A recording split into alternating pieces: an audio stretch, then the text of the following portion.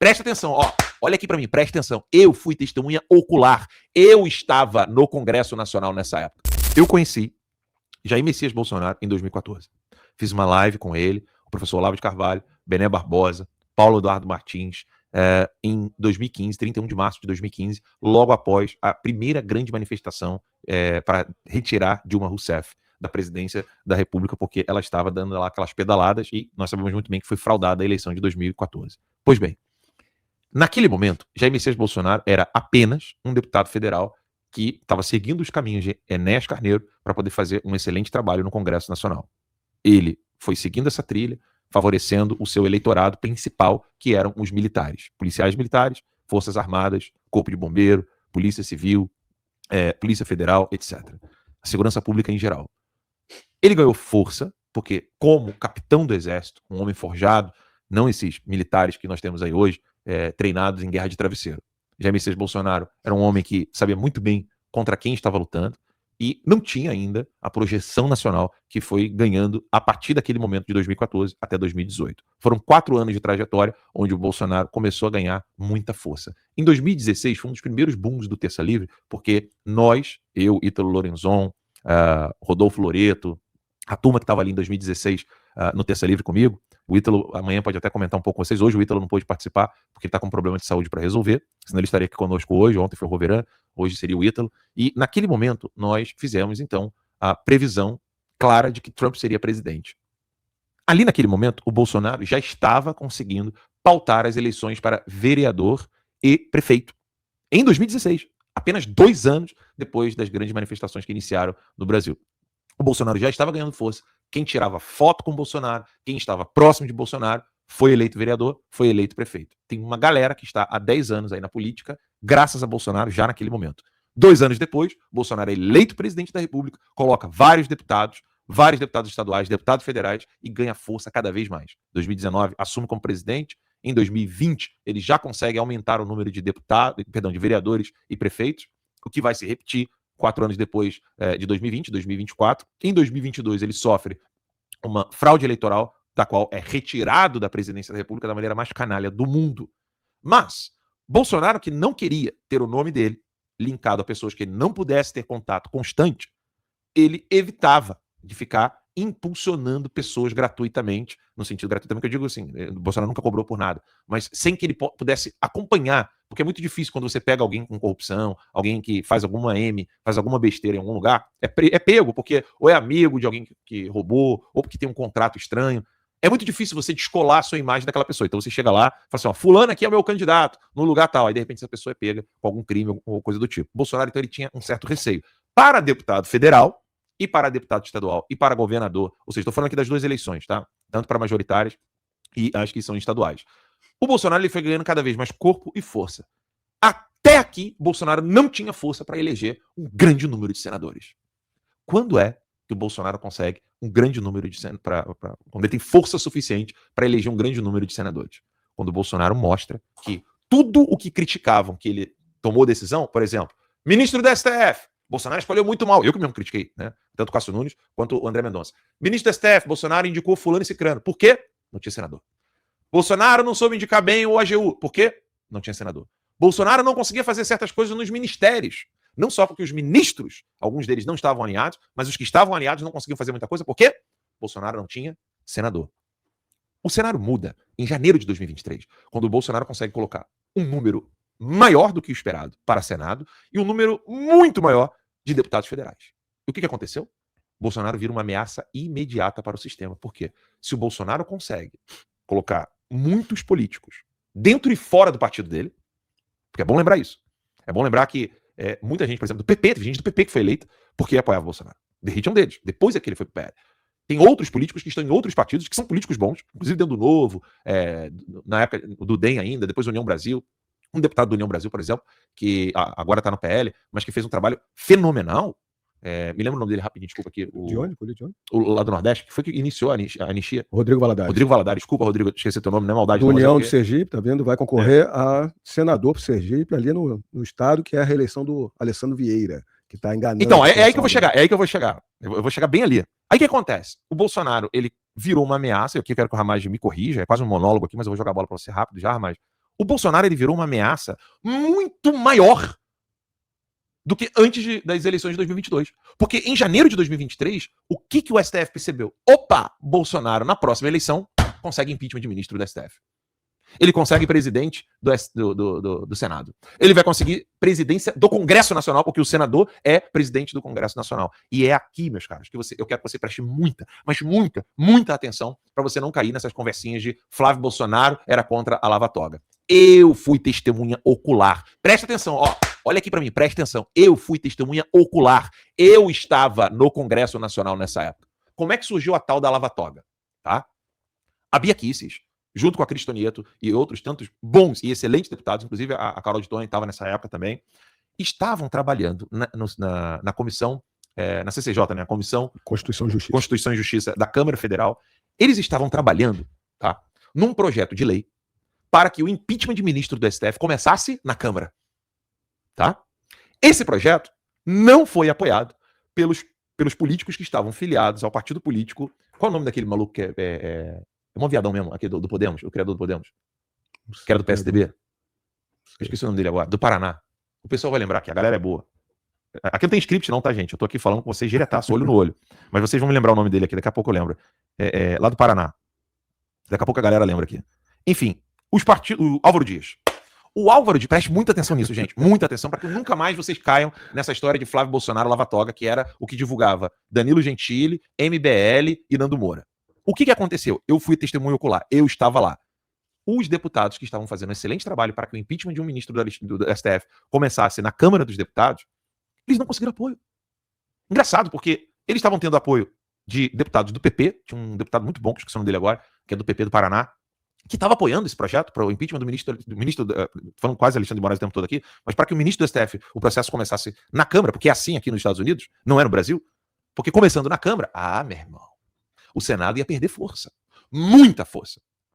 Se esse projeto de lei passa e o impeachment de um ministro, o processo começa na Câmara, igual todos os projetos de lei, você começa na Câmara, vai para o Senado, volta para a Câmara, e aí, meu irmão, a palavra final é do Legislativo e, querendo ou não, é da Câmara. Pois bem, quem é que estava sabotando esse projeto de lei que era para poder iniciar o impeachment dos ministros do STF na Câmara? Os deputados do Podemos. E o que os senadores do Podemos estavam fazendo no Senado? A Lava Toga. Eu achei aquilo super estranho, Ramagem. Eu tava lá, eu fui testemunho ocular, eu vi aquela merda acontecendo. Aí eu fiquei me perguntando, Ramagem, eu falei assim, mas peraí, por que os deputados do Podemos e a galera do Centrão, tá ligado ao Podemos, estão barrando o início de um processo de impeachment começar na Câmara? Aí eu pensei assim, é o Senado querendo protagonismo, né? Pensei rasteiro, né?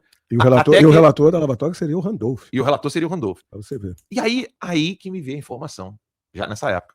Gente, é uma pena que eu não tenho mecanismos, me faltam meios, né? Aqui, mas me faltam meios para poder trazer todos esses detalhes de uma maneira visível para as pessoas. Qual era a data que estavam fazendo esse trabalho na CCJ? A Bia ainda não era presidente da CCJ, era o outro deputado lá, que o pai dele também era deputado, Francisquini. O Francisquini era o presidente da CCJ. Ele Francisquini colaborou para que essa pauta fosse colocada. Bia Kicis, Francisquini, Cristonieto, a galera toda da direita estava ali lutando para que o processo de impeachment de um ministro do STF começasse na Câmara. E aí eu vi essa movimentação estranha da galera do Podemos, a galera limpinha. Era o início do desembarque do pessoal MBL, Danilo Gentili, Nando Moura, etc. Era o início do desembarque deles. Joyce Hasselmann, Frota, etc. Foi aí que eles partiram para a questão da CPMI das fake news. Por que eles estavam barrando isso aqui? Porque com a Lava Toga, eles iam promover Moro. O objetivo deles era tirar o Moro do Ministério da Justiça. O Álvaro Dias entregava o Podemos todo na mão do Moro. O Moro viria gigante com discurso politiqueiro de lava-toga combinada no Senado. Ninguém ia sofrer impeachment. Nenhum ministro da STF ia sofrer impeachment. Eles iam desgastar o Bolsonaro com algo que não era efetivo. Ia entregar tudo no colo de Randolph Rodrigues. E aí o Moro sairia como o herói nacional, o homem que apontou o dedo na cara dos ministros da STF, mas era só para ele poder ganhar força e vir a ser presidente. Meu irmão, quando eu percebi isso, e eu entrevistei o Flávio Bolsonaro no Terça Livre, falei, se tiver impeachment de ministro, você vai votar? Falei assim mesmo. Não é porque é amigo que eu vou fazer pergunta fácil, não. Perguntei, falei, vai votar ou não vai? E aí o que aconteceu? Ele explicou, falou, E aí eu comecei a desmontar esse esquema que o pessoal estava inventando de o Flávio contra a Lava Toga. E aí é isso que você acabou de trazer. Você tinha Alessandro Vieira fazendo esse barulho todo na época, Álvaro Dias, né, que estava só querendo levantar o Moro, e o Moro no Ministério da Justiça, desembarcando do governo, junto com Joyce, sabotando o governo, sabotando o governo para poder alavancar o Moro para as próximas eleições. Esse é o contexto desse discurso Flávio Bolsonaro é contra a Lava Toga. Esse é o contexto. E agora o Alessandro Vieira. A gente estava alertando aqui, não estava? Todo dia. Alessandro Vieira aparecia ali no Roda Viva, a gente falava o quê? Cuidado. Alessandro Vieira falava alguma coisa na Globo, na CNN, a gente falava o quê? Falou certo isso aí? Cuidado. No detalhe, né? E agora ele veio. De repente aparecem as pessoas querendo lutar pelas pautas que estão sendo debatidas o tempo todo. Há quanto tempo o bolsonarismo, a direita real, que é contra esse sistema oligárquico, corrupto, que destrói o Brasil, destrói a família brasileira. A gente está colocando aí, quanto tempo a gente está falando aqui? Cuidado da época eleitoral. A gente, inclusive, vai mostrar quem é quem. Essa CPI que foi aberta pelo Alessandro Vieira para se promover agora como alguém que está questionando o STF e querendo resolver questão de segurança pública. Na sua pauta, querendo chamar Paulo Guedes, ministro Paulo Guedes, na Comissão de Combate ao Crime Organizado, que é para se aprofundar nessas facções criminosas, nessas organizações criminosas, que é o lulopetismo, o que os ministros do STF estão fazendo. Não, ele está querendo se promover ali. Um Alessandro Vieira, que é aquele que estava como relator ali do PL, da censura, para regulamentar as redes sociais, calar todos nós nas redes sociais, que se elegeu com uma pauta de segurança, mas começou a sabotar Bolsonaro desde o começo ali, porque tem um mandato de 8 anos, aí no final do mandato de 8 anos, quer falar de segurança pública e quer bater no STF. Ou seja, ilusão, embuste, enganação. Aqui você vai ter a verdade desses parlamentares em reeleição aí. E aí o pessoal lembrou bem aqui no chat, né, que o Álvaro Dias, tem vídeo, tá, registrado, do Álvaro Dias meio que desejando a morte do Bolsonaro quando ele foi esfaqueado. Vou voltar aqui do início. Amigo, no final, colabora com o Bolsonaro. Deus me livre, vocês querem dizer, mano? Isso não sabe nada, isso é um bandido. Faz uns 30 anos só fez pra ele. Tá falando do Bolsonaro. Nada. São vagabundos, todos os outros são piores, tá quase morto. Não ganha aqui ninguém no segundo turno. Vocês estão enganados. Mas eu tô bravo. Não, mas não. Olha só, ele disse ali, canalha, bandido e está quase morto.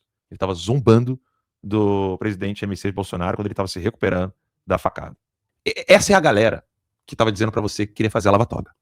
E o Álvaro Dias acabou tomando a volta do Moro, né, no Paraná. Acabou tomando a volta do Moro lá no Paraná, perdeu o Senado para ele. E o Alessandro Vieira está nesse contexto. A gente está aqui com um vídeo do deputado Eduardo Bolsonaro explicando um pouco dessa questão toda da sacanagem do Alessandro Vieira, que nós já estávamos alertando aqui, eu olhando para a câmera errada, mas não é só você não. Você tá mais certo que eu agora, você já tá mais safo. É que eu acompanho na tela aqui o que está acontecendo, aí volto para a câmera. Então, vamos assistir ao vídeo do Eduardo Bolsonaro. Se eu falar para você que foi aberta a CPI do crime organizado, você imagina o quê? Que será investigado o pessoal do crime organizado, bandidos de alta periculosidade. Mas aí vem a notícia, que a CPI aprovou a convocação de Paulo Guedes e Roberto Campos Neto. Ou seja, querem fazer política contra o Bolsonaro no ano de eleição, constrangendo os seus ex-ministros da Economia e presidente do Banco Central.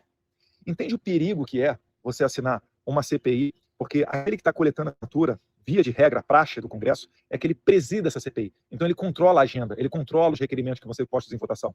Vejam só como que o Eduardo Bolsonaro falou com clareza, né? Pô, a CPI do crime organizado, você vai pensar o quê? Pô, vamos pegar aqui, sei lá, algum policial corrupto, ou algum secretário que está ali acobertando o crime organizado no Brasil, ou algum policial bom para poder falar como está sendo feita a atuação dos terroristas, Hamas, Hezbollah e Al-Qaeda, junto com o narcotráfico do Rio de Janeiro, São Paulo. Não, Paulo Guedes. Paulo Guedes, irmão. Paulo Guedes, vou repetir, Paulo Guedes. Esse é o Alessandro Vieira, essa é a canalice que eles fizeram. E como não deu certo essa promoção do Moro à época, foi aí que eles iniciaram com esse papinho de gabinete do ódio e vieram com essa história de fake news e gabinete do ódio e milícia digital, crítica combinada e organizada. Esse pessoal tá organizado. Então cuidado com quem você escuta falando isso, tá? Esse pessoal aí tá tudo organizado, não sei o que. Cuidado. Normalmente é alguém que já estava lá atrás, batendo palma aí, ó, pro MBL, pro Danilo Gentili, Nando Moura, esse pessoal todo, falando que era galerinha organizada, querendo acabar com Flávio Bolsonaro. Então não caiam nessa conversa. Flávio Bolsonaro não estava bobo nessa história da Lava Toga, né? E também não está bobo nessa CPI aí do crime organizado, que ele está muito ciente do que está acontecendo. E, de novo, né, não é que ele não assinou, ele assinou sim, ele escreveu isso, inclusive, e a imprensa está noticiando de maneira canalha. Inclusive, aquele perfil, como é que é o nome do perfil lá do X, que é apoiado aí para esse pessoalzinho que não queria o Flávio Bolsonaro? Space Liberdade, né? Space Liberdade. De um menino que eu ajudei, inclusive financeiramente, fazia vários spaces com eles, colocando a canalice do Flávio, falando que o Flávio Bolsonaro seria alguém que está contra. O que acontece, né? Há um jogo muito... É bruto, a gente sabe, né? Então, a pessoa que se diz um aliado, o senador Alessandro Vieira, que no momento, como eu coloquei aqui, no momento eleitoral, vem para as pautas da direita, trabalhou 8 anos contra a direita, contra o Bolsonaro, querendo censurar a direita, com o PL da censura, indo atrás de Felipe Martins, contra Flávio Bolsonaro, as pautas da direita, abre uma CPI só para se promover, e ainda quer fazer uma armadilha para o Flávio Bolsonaro. Porque abre-se a todo momento um pedido de impeachment, um pedido de CPI, quando se sabe do trâmite dessa questão toda. E é lógico que o Flávio Bolsonaro está assinando esses pedidos todos, mas sabe que o trâmite de uma CPI, às vezes, você pode, inclusive, aditar, porque um Alessandro Vieira distorce o que ele deseja, inclusive, chamando numa CPI um Paulo Guedes, ministro do Bolsonaro, de 3, 4 anos atrás, no final de governo, quando deveria estar investigando organizações criminosas, facções e organizações criminosas, que é um lulopetismo e um STF que está junto. E aí quer fazer uma jogada para dizer que o Flávio não assinou quando o Flávio estava ainda emendando para consertar um embuste que ele estava fazendo. Então tem esse vídeo aí do Flávio comentando esse post aí que já foi comentado pelo Alan aqui, do Henrique, né? Então esse vídeo está muito bom. Amanda, não demorei para assinar a CPI. Ele, na verdade, vamos lá, eu sou a favor de impeachment de qualquer ministro que descumpra a lei de responsabilidade, que é a lei 1079, quem seja os crimes que levam o Senado a fazer o impeachment de ministro do Supremo. Já assinei vários, vou assinar quantos forem necessários. E essa CPI eu assinei. Mas com toda franqueza, o autor dela, o senador Alessandro Vieira, é um grande hipócrita. Ele faz esse tipo de pedido de CPI sabendo que ela não vai ser instaurada porque ela é ilegal. Você não pode instaurar uma CPI para investigar crimes comuns de pessoas. Então ele faz para tirar uma onda, ele acelera esse pedido de CPI antes que eu pudesse assinar, porque foi no final de semana, eu fui avisado pela minha assessoria, e eu estava preparando um requerimento para aditar esse requerimento de CPI dele, e por isso eu não assinei antes, só que quando eu vi que já tinha atingido as assinaturas, eu falei, eu vou assinar logo, senão daqui a pouco ele vai encerrar, porque ele fez para me sacanear. Ele correu com as assinaturas exatamente para dizer que eu não assinei porque eu tenho algum rabo preso, que é mentira, e ele sabe disso. Então ele é um grande hipócrita que fez a CPI, Amanda, do crime organizado agora. Eu querendo participar, interessado, achando que fôssemos investigar CV, PCC, lavagem de dinheiro, tráfico internacional de drogas e de armas, nessa CPI do Alessandro Vieira. E daqui a pouco o cara tá convocando Paulo Guedes, Roberto Campos Neto, ex-ministro do Bolsonaro, numa CPI que não tem nada a ver com eles, pra quê? Pensando na eleição, pensando em holofote. Senadores como Alessandro Vieira, eles descredibilizam o resto que existe ainda de credibilidade desse instituto de CPIs. Então, assim, assinei essa última que ele fez agora, fiz um aditamento para que fosse incluído também o Fernando Haddad, o senhor Galípolo, o senhor Rui Costa, o empresário lá da Bahia, o Augusto Lima, todos eles citados nesse escândalo do Banco Master também, inclusive tendo participado de reuniões juntos com o Bocaro. E por que o Alessandro Vieira esqueceu de chamar essa galera? Só porque ele é base do governo Lula? Ele tá com medo de convocar essas pessoas? Então eu espero que ele assine o meu requerimento para aditar o pedido de CPI dele. Vamos à luta, vamos investigar quem é que seja. Então não tem problema nenhum, Amanda, de assinar CPI, de assinar impeachment de ministro do Supremo, nenhum problema. Então, para deixar bem claro aqui, qual é a posição minha. Voltou aqui? Muito bem, dá para ver como o Flávio Bolsonaro está preparado, responde bate-pronto, está com fundamento, não está com receio dessas pessoas que são verdadeiras armadilha para prejudicar a campanha, sabendo que qualquer impeachment, qualquer CPI que prospere, que vai andar, que vai fazer verdadeira investigação, a direita está do lado, a esquerda não assina nunca, quer blindar as pessoas, a direita que está fazendo as verdadeiras apresentações, aí vem o Alessandro Vieira, um senador que está no Lula, está no cangote do Lula o tempo todo, blindando o STF, vem no ano eleitoral, querer se dizer que está questionando o STF agora, que quer fazer pela segurança pública só agora e promove armadilhas. Armadilhas blindando e para prejudicar o Flávio Bolsonaro. Mas tá atento, estamos todos nós, que o Flávio falou muito bem ali, é o que a gente narrou aqui antes, para todos vocês, para tomar esse cuidado. Ou seja, ele quer atrapalhar, não quer utilizar uma CPMI para investigar, quer descredibilizar um instituto que não pode ser colocado para qualquer coisa quando é ilegal, porque se você apresenta uma CPI ilegal, ela só vai ser barrada formalmente. Então já foi derrubada pelo Flávio, falando muito bem e acordando, tornando consciente todos vocês aí para saber quem é quem nesse Congresso Nacional. E com detalhe, né, o nosso público, que eu sempre falo, na melhor audiência do Brasil, o nosso caminhoneiro René Góes, que já vou até adiantar o superchat dele, e ele botou, eu sou de Sergipe. Ele botou ali. O Alessandro foi eleito com o Bolsonaro. Exatamente. Depois virou as costas e enganou todos. Ele é delegado desarmamentista, que não seja eleito. Tá aí, ó. Exatamente. Ó.